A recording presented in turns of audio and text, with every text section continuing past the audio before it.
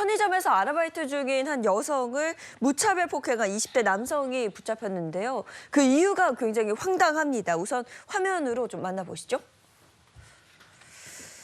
자, 한 남성이 편의점으로 들어오는데요. 물건을 사지 않고 행패를 부립니다. 아이고, 저런 빨리 신고해야 되는데. 네, 그래서 신고를 하려고 하니까 이제 밀치면서 그쵸 보시는 것처럼 폭행을 합니다. 어머. 끔찍하죠. 어우.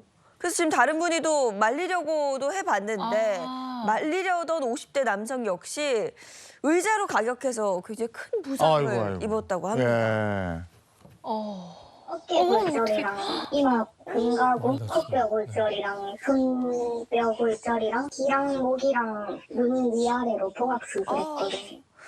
네, 그리고 아르바이트생이었던 이 여성은 염좌, 인대 손상과 귀 부위에 부상을 입었다고 하는데요. 당시에 가해자는 술에 취한 상태였다고 합니다. 아니, 일면식도 없던 이 아르바이트생을 무차별 폭행한 이유, 이게 가관이었습니다. 네. 이게 이제 온 국민의 분노를 샀는데 머리가 짧아서 페미니스트처럼 보인다.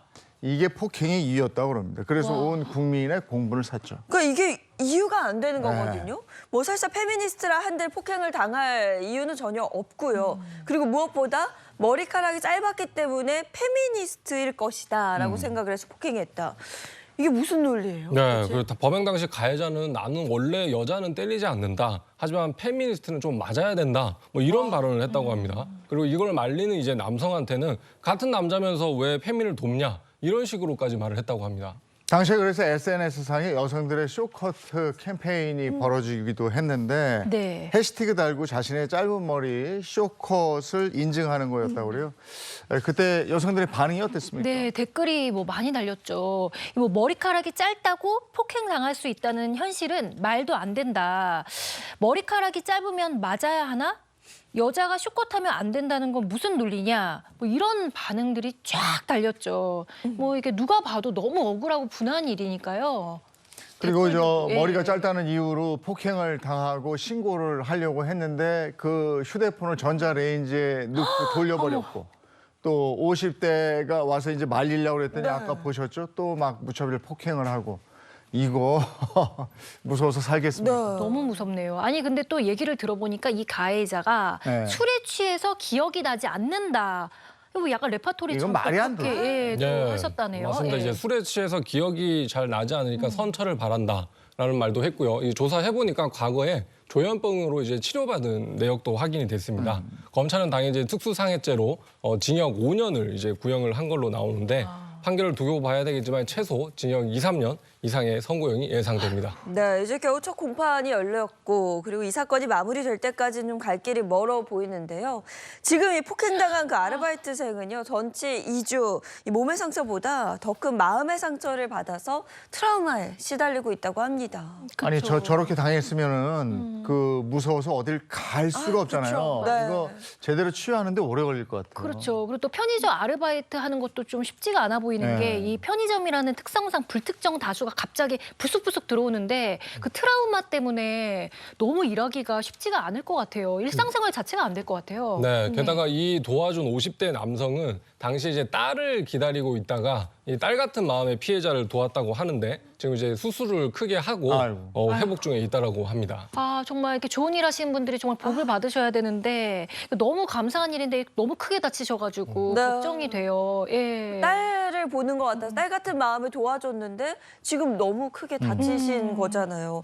어려움에 처한 사람들을 이러면 이제 누가 나서서 도와줄 수 있을까 그게 좀 걱정이 되고요. 하루빨리 완쾌하시길 정말 바라겠습니다. 아니 그러니까 남의 일에 끼지 말라고 저 부모들이 아이한테 요즘에는 그렇게 가르치잖아요. 그냥 지나치라고 가르친다고 그냥 하잖아요. 지나치라고. 근데 이렇게 묻지마 범죄 이 사건의 경우에 묻지마 범죄들이 대부분 아무 이유 없이 그러잖아요. 네. 근데 이 사건의 경우에는 어떻게 봐요? 여성 혐오에서 비롯됐다 이렇게 볼 수도 있는 겁니다. 네, 한 연구 결과에 따르면 이런 이상동기 범죄는 3가지 유형으로 나뉠 수 있습니다. 그야말로 이제 아무런 이유가 없는 유형이 56.7%, 그리고 화풀이를 하려고 저지르는 유형이 21.9%, 나머지는 정신병에 의한 유형이 21.4%를 차지했습니다. 앞선 사건 같은 경우는 이제 아무런 이유 없이 여성에 대한 혐오를 드러낸 그런 케이스라고 볼 수 있겠습니다. 정말 묻지마 폭행이 반 이상이 거의 아무 이유가 없네요. 그냥 하는 거네요. 네, 맞습니다. 56.7%로 가장 많죠. 아무 이유 없이 이제 사람을 이제 폭행하다 보니까 그 피해 정도가 좀 심한 경우가 많고 그런 범행 동기에 참작할 사유가 전혀 없는 케이스이기 때문에 가중처벌되는 경우가 많습니다. 네, 요즘 그 분노 조절 장애라고 하죠. 스스로의 감정을 어떻게 주체하지 못해서 막 폭력을 하고 뭐 이런 분들이 늘어나고 있다고 하는데요. 이게 정말 사회 문제인 것 같습니다. 그래서 저희가 묻지마 폭행을 좀 찾아봤어요. 그러니까 지난 2015년에 일어난 일인데 남녀 커플이 길을 가다가 네. 그냥 알지도 못하는 사람들, 알지도 못하는 이들에게 집단 폭행을 당하는 일이 있었습니다. 이게 어떤 내용이었죠? 네, 내용 제가 한번 전해드리겠습니다. 한 커플이 길을 걷고 있었는데 택시를 타고 지나가던 가해자들이 다짜고짜 욕을 했다고 합니다. 그래서 이 커플 중 남성이 그냥 가던 길 가라라고 한마디를 했다고 하죠. 그랬더니 택시에서 우르르 내려서 집단 폭행을 가했다고 합니다. 그 영상입니다. 예, 이 택시에 4명이 타고 있었는데 이 커플 2명을 무차별적으로 폭행을 해서 남성은 뇌진탕에 갈비뼈, 코뼈가 부러졌고요. 여성 피해는 더 심각한 중상을 입었다고 합니다.